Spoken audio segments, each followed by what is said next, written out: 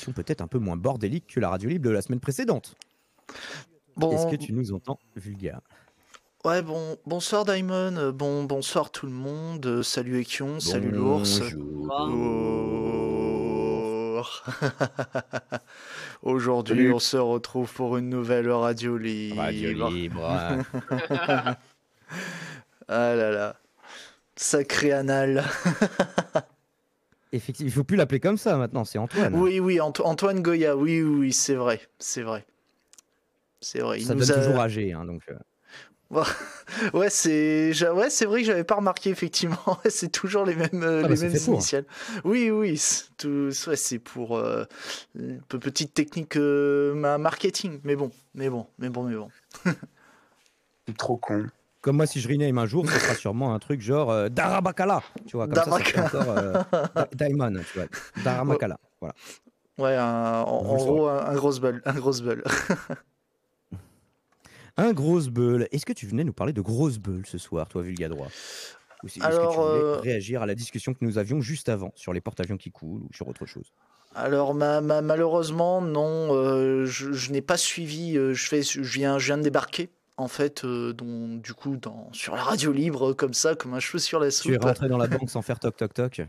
Ouais, voilà, c'est un peu ça, et du coup, je venais avec si vous voulez que nous soyons dans une banque, faites des dons, évidemment. Ouais, faites des dons à Daimon.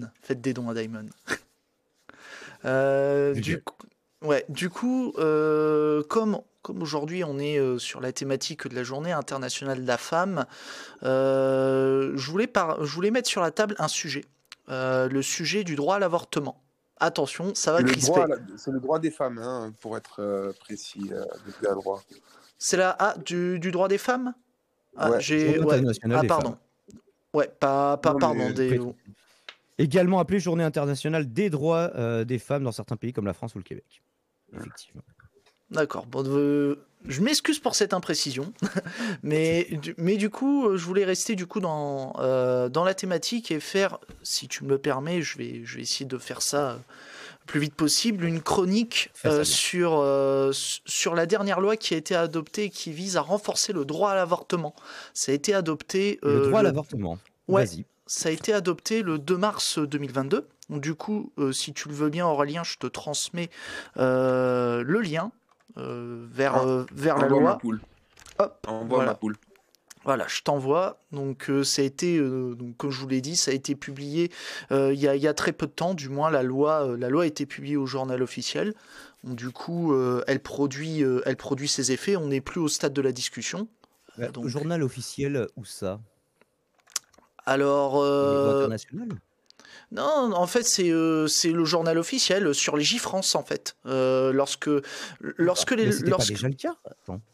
Alors, en fait, il y avait déjà la loi Veil, mais il y a une loi récemment qui est venue apporter quelques modifications afin de renforcer ce droit. Et je t'ai mis un lien, Daimon, si tu veux jeter un coup d'œil dans promo et lien en même temps. Comme ça, toi, tu peux. Nous allons jeter un coup d'œil. Satil, tu dis au revoir aux gens parce que j'ai besoin de mes bras. Allez, au revoir Satil, va faire des aventures. Et les J-France, mais je peux pas cliquer directement dessus. Je vais pouvoir le faire sur Twitch, voilà. C'est chiant qu'on puisse pas cliquer directement sur OBS. Alors. Et du coup, la loi est on va dire plus ou moins courte. Et du coup, je voulais vous présenter donc les articles de cette loi. Donc on va commencer dans l'ordre, bien sûr. On va commencer avec l'article 1er qui a, disons, augmenté le délai du recours à l'IVG.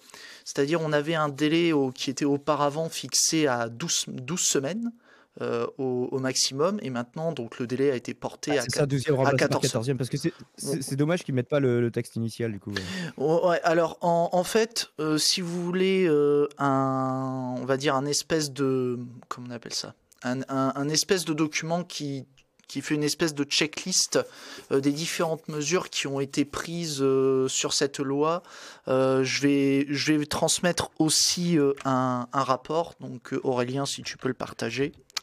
Donc c'est un rapport qui a été rendu sur cette loi et qui fait une espèce de liste des différentes dispositions qui ont été adoptées.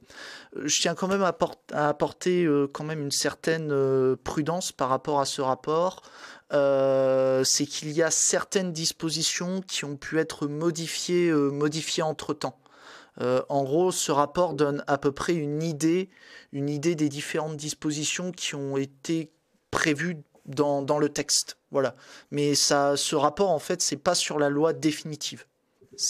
On va dire, c'est un rapport qui a été pondu au cours de la discussion du texte. Pourtant, Donc, ça a été ratifié. Attendez, je voyais. oui, Délibéré, l'Assemblée nationale adoptée et oui, le c'est président de la promulgué. République promulgue la loi. Donc, Oui. En fait, on va dire, lorsque tu travailles sur les textes de loi, il y a quand même une petite difficulté. C'est que c'est difficile d'avoir enfin, pour moi, on va dire, il n'y a pas de document qui résume le texte final en disant, voilà, dans le texte final, il y a telle disposition qui a été retenue et qui renvoie à ça, à ça. En fait, tu es obligé de reprendre les différents travaux qu'il y a eu sur ce texte, et après c'est à toi de réorganiser le tout en disant il y a ça qui a été retenu et ça a été supprimé, etc.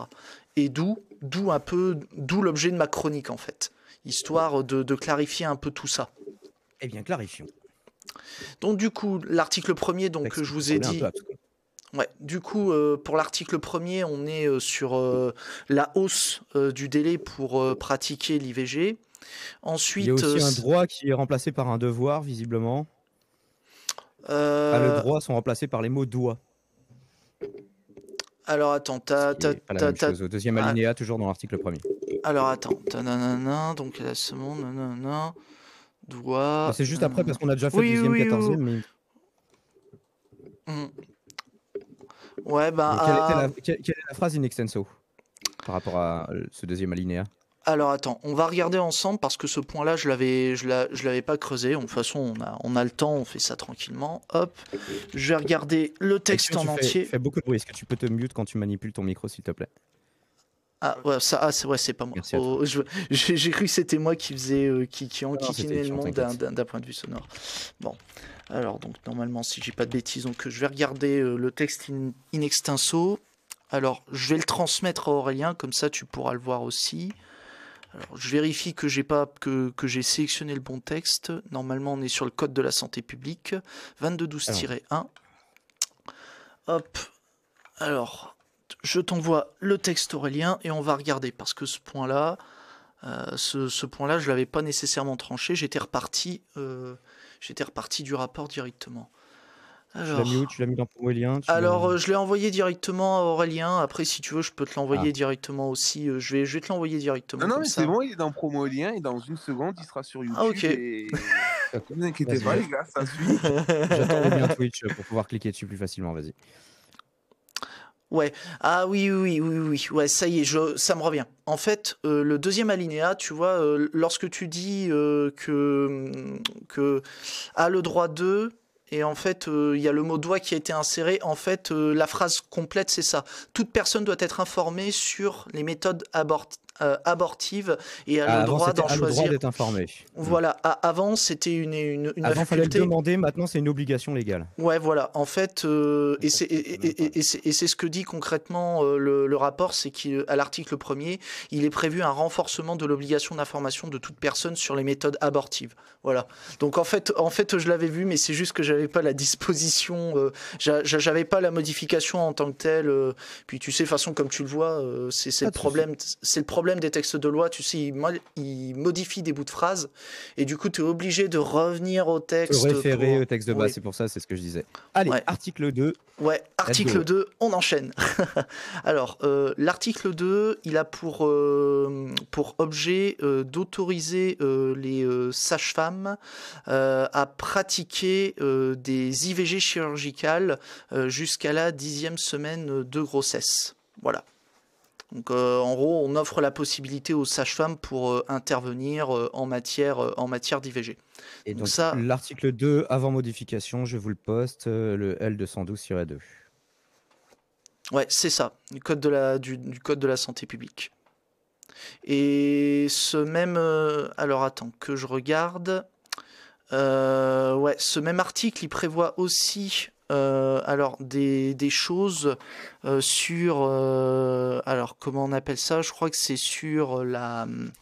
Ah merde, c'est sur l'IVG médicamenteuse, si je ne dis pas de bêtises. Il y a un passage où il est indiqué que lorsqu'il y a une IVG par voie médicamenteuse, elle peut être réalisée jusqu'à la fin de la 7e semaine de grossesse. Donc là, si tu vois, tu as un petit B. Un petit B au niveau de l'article 2 de la loi. En gros, la phrase in extenso, c'est « Lorsque l'interruption volontaire de grossesse est pratiquée par voie médicamenteuse dans le cadre d'une telle convention, elle peut être pratiquée jusqu'à la fin de la 7e semaine de grossesse. » Voilà. Donc dans cet article 2, en fait, en plus d'avoir la possibilité désormais pour les sages-femmes d'intervenir... Là, je suis sur un article qui n'a rien à voir. Là, ça me parle de la police municipale, l'article L212-2. Ah ouais, en fait, c'est pas le bon code. C'est pas le bon code. En fait, il faut que tu fasses. Alors, petit tips, lorsque vous faites des recherches comme ça. Du code de la santé publique, ok. Ouais. En fait, il faut faire attention quand vous mettez les numéros d'articles. Parfois, il peut vous renvoyer sur un code qui n'a rien à voir. Et là, en l'occurrence, si tu es parti sur les pouvoirs de police, tu es en fait dans le code général des collectivités territoriales. Donc, ça n'a strictement rien à voir avec la thématique. Je vous reposte le bon lien, c'était faux. Mais de toute façon, c'est des choses qui arrivent. Bon, après, il y a aussi, dans ce même article 2, mais bon, je ne suis pas rentré dans le détail, il y a un rapport qui va être rendu par le gouvernement au Parlement pour mesurer l'impact de l'extension de cette possibilité qui est conférée aux sages-femmes de pratiquer des IVG, en fait. Il va y avoir un rapport qui va être rendu sur ce point. Il devrait faire, en fait, pour qu'on se rende mieux compte plus facilement, faire une fiche avec d'une couleur l'ancien texte et d'une autre couleur ce qui vient la compléter ou ce qui vient changer, tu vois. Alors ça, cet outil, alors bon là, on est vraiment dans la méthodologie pure et dure de l'utilisation de Légifrance. Lorsque tu prends, on va prendre le cas de l'article, alors 2212-2 du Code de la santé publique. En fait, tu as un outil qui s'appelle comparer. En fait, et du coup, alors c'est pas encore intuitif non plus, mais ça permet en fait de comparer, les différentes versions de cet article en fait. Et du coup, tu peux retrouver les différentes versions du texte. Version à la date d'aujourd'hui ou d'accord, ouais. Effectivement. Je te laisse poursuivre sur les modifications et si tu peux un petit peu les vulgariser justement pour les gens, savoir qu'est-ce que ça change concrètement sur le droit à l'avortement. Là en l'occurrence, là on est sur du concret puisque ça permet vraiment, on part dans l'idée que pour favoriser le recours à l'avortement, on essaie d'augmenter le nombre de personnes qui sont susceptibles de le pratiquer en fait. Donc là on n'est pas vraiment sur du juridique, mais on est plus dans une politique en quelque sorte. On part du principe qu'en augmentant le nombre de praticiens susceptibles de pratiquer l'avortement, on espère faciliter le recours à l'avortement. C'est une technique, on va dire, après, encore une fois, on peut critiquer ou applaudir. L'augmentation du nombre de praticiens, c'est l'extension de la compétence des sages-femmes qui est précisée ici. Ouais, c'est ça l'idée. Alors, les sages-femmes ne pouvaient pas pratiquer des avortements avant ? Là-dessus, j'ai pas le détail, mais à mon avis, je pense que qu'elles y participaient, mais qu'elles pouvaient pas être seules, ou je sais pas. Ouais, je pense. Alors, encore une fois, j'ai pas tout le détail, mais je pense que on va dire avant, il y avait potentiellement des conditions. On va dire assez spécifiques pour les sages-femmes de participer aux IVG potentiellement. Après, encore une fois, on n'est que sur des suppositions. Là-dessus, j'ai pas les éléments de réponse, mais... Alors, il y a une prod qui nous dit, chaque année, la journée de la femme se résume à discuter d'avortement. Putain, mais quel hommage on leur rend. Tu faisais pas forcément... Ah, si tu faisais ça dans le cadre de la journée de la femme, ou je sais pas, où c'est juste une coïncidence. Parce que de toute façon, on en reparlera. Ce sera pas beaucoup plus joyeux dans le cadre du dos sur Zemmour, où là, il n'est pas question d'avortement.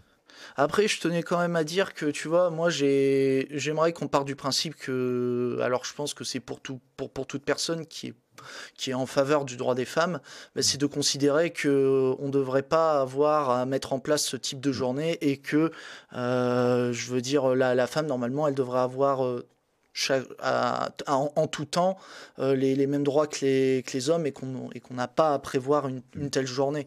Je veux dire, nous, il n'y a pas nécessairement besoin de créer une journée pour les hommes.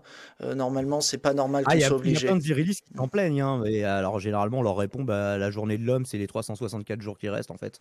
Donc, Et c'est pour ça que moi, je considère que malheureusement, disons que cette journée, c'est peut-être l'occasion de faire une espèce de piqûre une piqûre de rappel pour dire, et les cocos, les femmes, elles ont les mêmes droits que nous.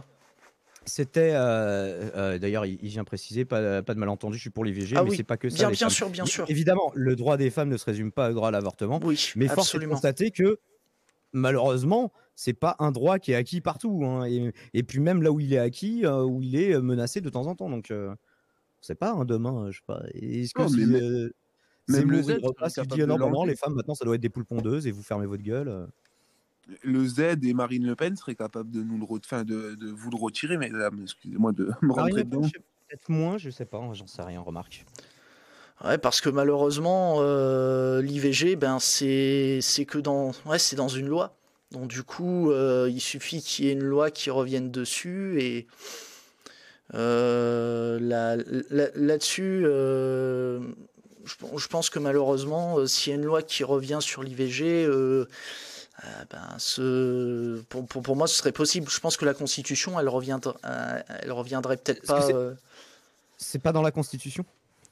Alors, il faudrait que je réfléchisse à quel article pourrait. Je pourrais même te dire que c'est dans les droits de l'homme et de la femme, du coup. Non, ça y est pas dans la Constitution, parce que Mélenchon, justement, va le faire rentrer dans la Constitution, comme le droit à éteindre la lumière, comme il aime bien dire. Alors, expressément, c'est vrai que ce serait une bonne chose de l'inscrire expressément pour pas qu'on soit obligé de faire des espèces de pirouettes juridiques pour trouver un moyen, disons en quelque sorte bancal, pour garantir ce droit. Même s'il n'est pas prévu expressément, il y a à mon avis des juristes qui sont en faveur de l'avortement, qui ont essayé de réfléchir à trouver un mécanisme en s'appuyant sur les textes existants pour essayer de faire barrière à une loi qui reviendrait sur ce droit. Alors, je vous propose de poursuivre parce qu'on en est qu'à l'article 2. Alors, je donne la parole à l'ours qui ne s'est pas exprimé, mais après on enchaîne parce qu'il y a 7 articles. Ouais, je suis. Alors, l'ours. Je disais, c'est simple, de toute façon, s'ils veulent l'interdire, ils vont se la jouer à la Macron, ils vont pas l'interdire. Ils vont le rendre simplement payant, donc il y aura toujours des avortements pour des femmes riches. Et sinon, tous les pauvres, ils n'auront pas le choix, ce sera l'aiguille à tricoter ou devoir se taper le gosse. Ça me paraît plus être un truc vicieux comme ça qu'ils seraient capables de faire en mode « Ah si, vous avez toujours le droit, mais maintenant, c'est plus remboursé, c'est complètement payant. » Et de faire le forfait à 300 ou 400 balles, et là, t'es tranquille. Ça n'est pas à l'État français de rembourser des meurtres d'enfants, ils diront ça comme ça, ou un truc comme ça. Ouais. Ça serait constitutionnel et tout. Non, mais tout le monde a le droit, il suffit de payer. Ben voilà. Donc, tu vois, je veux dire, si vraiment ils voulaient faire quelque chose, s'ils veulent nous la faire passer, ils le font passer, tu vois. C'est ça le problème. C'est que même de la Constitution et tout, tu peux faire une pirouette juridique et puis voilà. Et on rappelle qu'il y a des gens qui sont très très déter sur ces dossiers, malheureusement. Hein. C'était l'auteur de je sais plus quel site d'extrême droite, là, qui a pignon sur rue, qui avait fait sur son blog perso une chronique, justement dans le cadre de la controverse avec Psychodélique, rappelez-vous, où je lui avais envoyé, regarde, le mec, il publie une tribune où il liste 200 ou 300 femmes qu'il veut buter parce qu'elles sont pour le droit à l'avortement. Enfin, je dis, ça, c'est le genre de truc de dingue, tu vois. Et voilà, il avait mis des photos dégueulasses dans son article et Psycho n'a retenu que ça, mais il y a vraiment des dingues qui sont là-dessus. Hein. Enfin bref, je te laisse reprendre article 2, ce que nous n'avons pas fait encore, parce que l'article 2, c'est un gros pavé. Si tu nous entends toujours, Vulgadroit. Normalement, l'article 2, on a fait le tour. On a fait le tour de l'article 2. Ouais, on a fait l'essentiel. On peut passer à l'article 3. Alors, l'article 3, c'est pas expressément indiqué, mais en fait, ça prévoit la suppression du délai de réflexion de 2 jours pour confirmer une demande d'IVG en cas d'entretien psychosocial préalable. Donc là, en fait, on essaie de supprimer une démarche, encore une fois, pour encourager davantage le recours à l'avortement. Là, ici, en général, on te laisse le temps, mais justement, de réfléchir à la décision de recourir à l'IVG. Cette confirmation ne peut intervenir qu'après l'expiration d'un délai de 2 jours suivant l'entretien prévu. Parce que dans l'autre version, cette phrase n'y est plus. Voilà. Ouais, donc là, vous pouvez choisir la date à laquelle vous voulez regarder l'article. Du coup, c'est ce qu'il a expliqué tout à l'heure, Vulga. Ouais, c'est ça. Donc du coup, c'est l'article 2212-5 du Code de la santé publique qui a été, enfin du moins l'une des phrases de cet article a été supprimée. Et du coup, comme je vous l'ai expliqué, c'est la suppression du délai de réflexion. Voilà. Donc ça c'est pour l'article 3. Ensuite, on enchaîne. Alors, l'article 4, ça va être très particulier parce que là, on va être sur un dossier qui est assez chaud. En fait, c'est pas indiqué dans la loi définitive, mais il était prévu, de base, de supprimer, à titre symbolique, la clause de conscience de ne pas pratiquer l'IVG. Je sais pas si tu vois de quoi je parle, Daimon. C'est quoi cette clause de conscience? Non, en fait, c'est la possibilité pour alors c'était les médecins, les infirmières, de refuser de le pratiquer. Voilà. Et alors, pour information, de ce que j'ai compris, en fait, cette clause de conscience spécifique à l'IVG, elle est consacrée à 2 échelons. Elle est consacrée. Oui, parce que par exemple, t'as pas de chirurgien qui dit bah moi j'ai une clause de conscience, j'ai pas envie de faire des appendicectomies, donc j'en ferai pas, et tant pis si le mec il meurt. Alors, ça n'existe pas pour d'autres. Alors, de ce que je sais, il y a une clause de conscience générale des médecins. Tu peux avoir, alors sous certaines conditions, un médecin peut refuser de pratiquer une intervention. Et du coup, alors les conditions, je les ai pas en tête, mais si tu respectes ces différentes conditions, le médecin peut faire jouer cette clause pour ne pas pratiquer l'intervention. Ça, c'est une manière générale. Mais du coup, ce qui a été fait pour la loi Veil, c'était même prévu dès la loi Veil, c'était de mettre en place tout de même une clause de conscience qui permet en fait aux pratiquants de ne pas pratiquer l'avortement. En fait, la justification de cette clause, de conscience, c'est que c'est que l'avortement est considéré comme, ce n'est pas considéré comme un acte médical anodin, puisque ça consiste à faire cesser une vie humaine. Alors, cet extrait que je viens de vous citer, c'est issu d'un amendement qui a supprimé cette, on va dire, qui est revenu sur cette suppression de la clause. Parce qu'en fait, ce qui s'est passé, c'est que lors des débats parlementaires, il y avait des députés qui ont dit il faut absolument qu'on fasse sauter cette clause de conscience. Du moins, à l'échelon, on la supprime de la loi, au moins, à titre symbolique.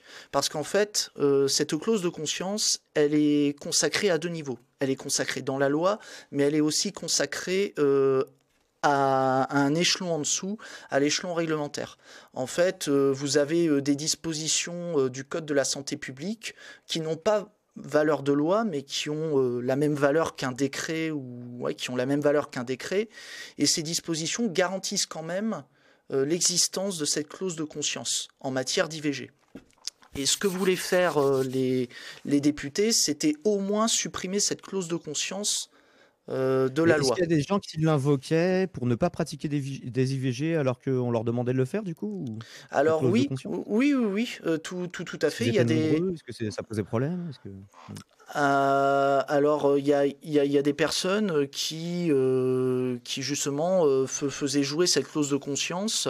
Alors parfois, cette clause de conscience, elle pouvait être utilisée de manière, comment dire, il y avait des dérives, où tu avais par exemple des toubibs qui jouaient leur clause de conscience en disant je veux pas pratiquer d'IVG parce que je rentre dans les conditions, alors qu'en réalité, c'était avant tout pour des questions religieuses. C'est parce que potentiellement, le praticien était un intégriste, par exemple, et peut peu importe la religion, je veux dire, qu'il soit... Enfin, on prend le cliché des catho-intégristes, mais bon, on va dire ce serait l'exemple, disons, un peu stéréotype, tu vois, où tu as un médecin... ce serait étonnant, un établissement de santé catho-intégriste qui pratique des IVG. Oui.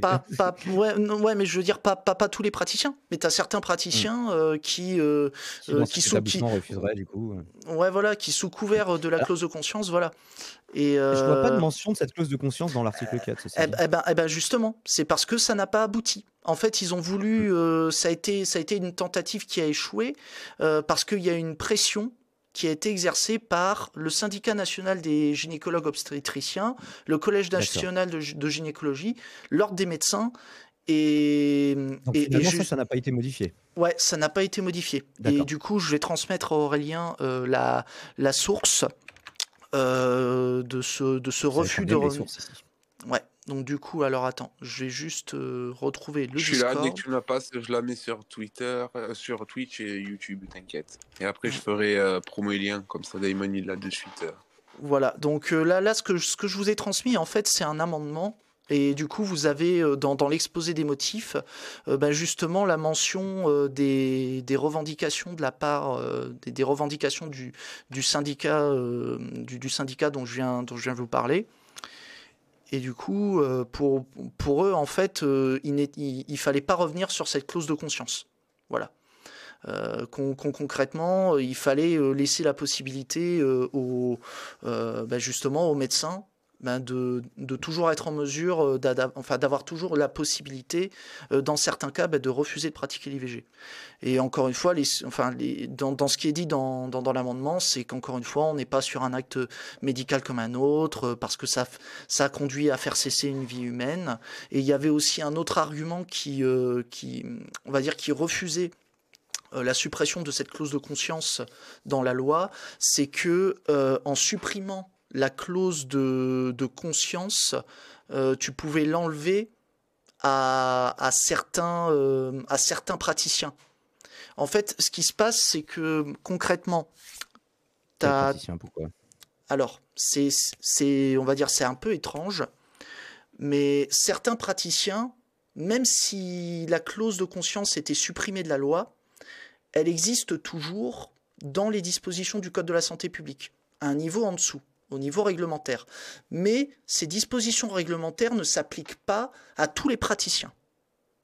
En fait, ces dispositions du Code de la santé publique ne concernent pas, par exemple, les auxiliaires médicaux. Ça veut dire que concrètement, tu aurais certains praticiens qui bénéficieraient encore de cette clause de conscience spécifique, on va dire en matière d'avortement, et tu en aurais d'autres qui ne pourraient plus du tout en bénéficier. Donc ça, en fait, c'était le... marque l'article L212-8. Aucune sage-femme, aucun infirmier ou infirmière, aucun auxiliaire médical, quel qu'il soit, n'est tenu de concourir à une interruption de grossesse. Doit donc être conservé dans sa rédaction actuelle. Alors normalement, donc, tu dois avoir... Il ne précise pas les médecins, du coup. T'es sur l'exposé sommaire ainsi qu'un médecin ou sage-femme n'est jamais tenu et qu'aucune sage-femme, aucun infirmier, oui, c'est ça. Donc en fait, ils ont tout prévu. Enfin, tous les échelons du personnel médical, quoi. Ouais, en fait, ouais, on va dire, dans la loi, c'est prévu à tous les échelons, mais encore une fois, quand tu lis l'exposé, on va dire l'exposé des motifs de l'amendement, il est indiqué très clairement que si les sages-femmes et les infirmiers bénéficient aussi d'une clause de conscience générale, ce n'est pas le cas des auxiliaires médicaux dont certains sont directement concernés par les avortements, comme les aides-soignants, en fait. Donc là, je ne sais pas si tu as l'extrait devant les yeux. Est-ce que j'ai l'amendement numéro 182, là, oui. D'accord, et normalement, tu as exposé sommaire et ça te donne vraiment tout le détail, en fait. Je vois pas compte rendu, version XML, version PDF. En fait, il faut que tu défiles. T'as genre, c'est marqué article 2, supprimer les alinéas 4. Attends, c'est bizarre. Bon, à la limite, peu importe. Bah, si, exposé sommaire, je le vois. Ah si, j'ai juste... Oui, c'est l'exposé sommaire, donc j'ai juste l'exposé sommaire là, ouais. Voilà, ben en fait, donc pour ceux qui veulent avoir la source, vous avez l'information en fait dans l'exposé sommaire. Voilà, c'est pour. Ce qu'on fera, c'est que on fera une rediff chacun de notre côté, mais c'est toi qui mettras les sources et je renverrai vers ton lien, comme ça, les gens s'ils veulent avoir les liens, spectateurs du futur, et allez sur la chaîne de Vulgadroit. Merci, et comme ça, moi je m'emmerde pas et c'est toi qui t'emmerdes. Voilà, c'est réglé. Allez, est-ce qu'on peut enchaîner Vulga parce qu'on est déjà à 26 minutes. Ça va faire un petit peu long comme chronique sinon. Ouais, je suis désolé, je vais me dépêcher. Donc du coup, toujours sur l'article 4. Alors, ce qui a été prévu au moins, c'était de prévoir que les agences régionales de santé tiennent un répertoire pour recenser les professionnels de santé et les structures qui pratiquent l'IVG, bien sûr sous réserve de leur accord. Donc ça, c'est pour l'article 4. Ensuite, de toute façon, là, je vais y aller en mode rafale. Alors, si je dis pas de bêtises, normalement, article 5, alors que je reprenne la loi un petit peu sous les yeux. L'article 5, ouais, on est sur la contraception en urgence. Alors, l'idée, c'est de prévoir en fait la possibilité de garantir l'accès en fait aux contraceptifs d'urgence. En fait, il n'est pas possible pour un professionnel de refuser la délivrance d'un contraceptif en urgence. Et il ne sera pas non plus possible pour un professionnel de santé de discriminer les personnes dans l'accès aux moyens de contraception en urgence. Voilà, en fait, on a fait le tour des dispositions en fait qui sont les plus importantes en somme. Ok. Et quid des 2 articles récents, 6 et 7? Alors, on est sur des rapports. Alors, on a, donc encore une fois, c'est pour mémoire, mais on a le gouvernement qui va devoir rendre un rapport sur le délit d'entrave à l'IVG.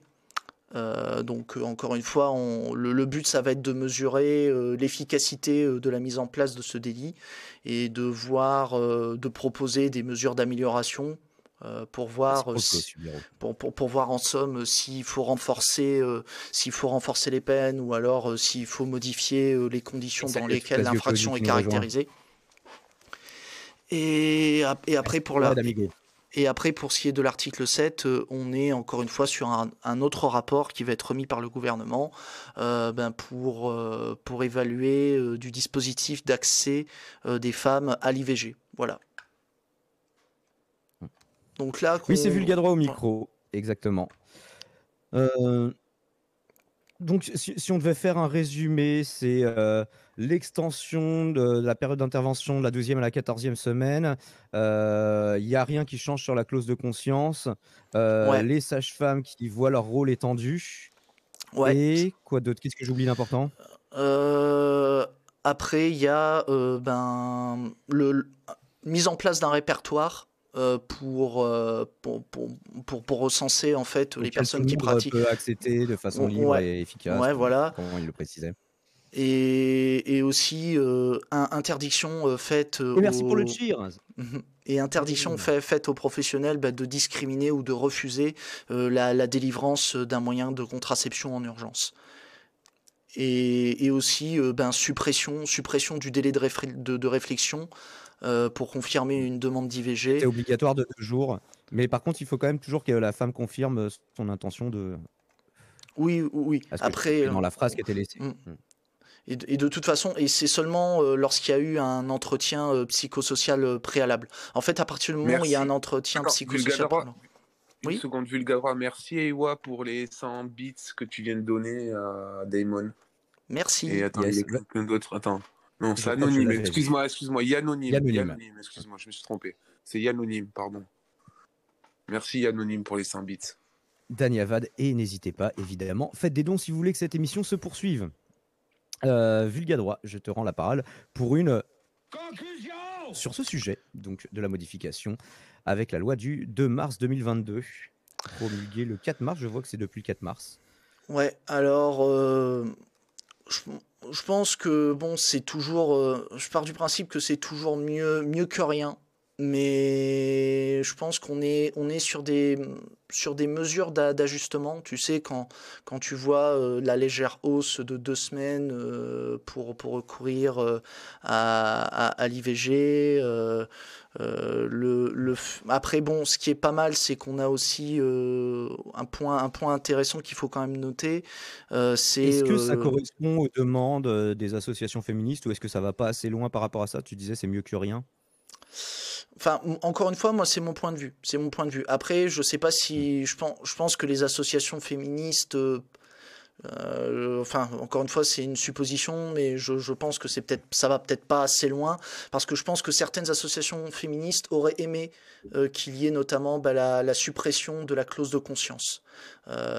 Parce que je pense qu'il y a certaines associations qui, à mon avis, considèrent qu'il y a encore des dérives dans l'utilisation de cette clause de conscience. Et du personnel médical qui fait obstruction à certaines IVG, du coup, en vertu de ça, quoi.